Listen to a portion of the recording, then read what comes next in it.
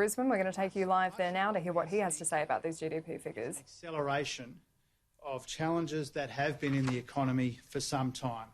Weak growth, stagnant private economy, sluggish consumption, declining business and dwelling investment, and weak wages growth. Now, in terms of wages, we're conscious that the industrial relations processes that the government has set up begin today. It shouldn't have taken a once-in-a-century pandemic for this government to realise the benefits of bringing business and unions together to try and find some common ground. That should be thoroughly unremarkable. We want to see this process work. We want to see sensible outcomes come out of it, and if they do, then we will support those outcomes.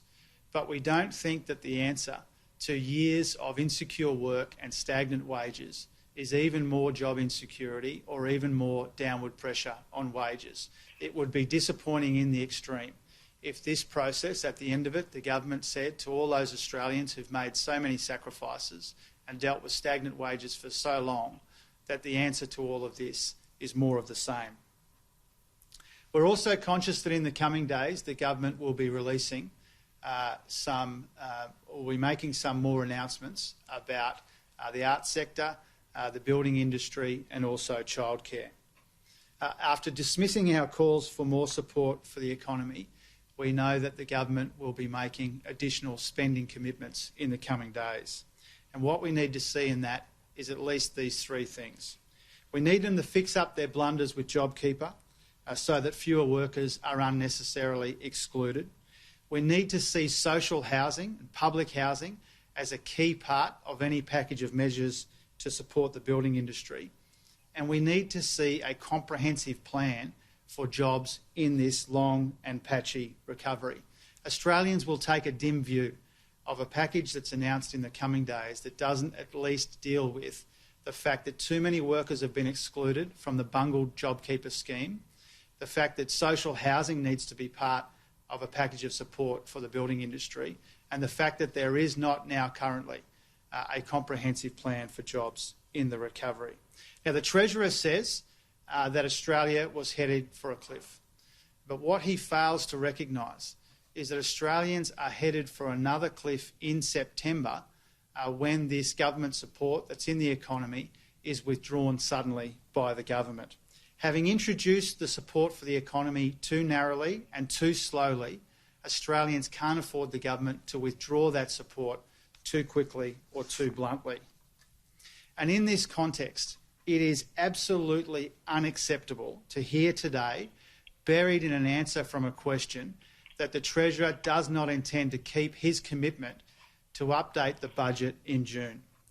It is an absolute disgrace that the budget update has been delayed once again in these uncertain times. It shows that this Treasurer and this government wants to keep Australians in the dark about what's happening in the economy, what we expect to happen in the coming months, and what the impact has been on all of the blunders and bungles that the government has made so far with JobKeeper and other key programs. And I think many Australians will be suspicious that their intention is to drop it out again late on a Friday afternoon, like they did with the JobKeeper debacle, like they did with robodebt, in the hope that nobody notices. We need the government to level with people for once. There is a lot of understandable anxiety in the community about this recession. It's not just about the numbers on a spreadsheet, though. This is about people's jobs. It's about their capacity to provide for the people that they love.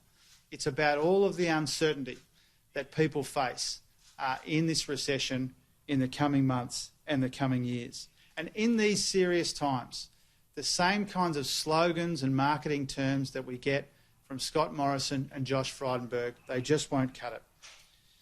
This long run of growth was created by Hawke and Keating, it was defended by Rudd and Swan, and it ends under Morrison and Frydenberg. We need them to do a much better job managing their response to this crisis and its aftermath than they have done managing the economy in the recent years before that. Australians can't afford any more of the serial incompetence which led to the JobKeeper shambles, the robodebt debacle, delays in bushfire relief, sports rorts, and the way that early access to super has seen such fraudulent activities. If the government continues to fumble their approach to this recession, the impact of that will be that the downturn will be deeper than it needs to be, the unemployment queues will be longer, the recovery will be that much more difficult, and that will have implications for the budget in the longer term as well.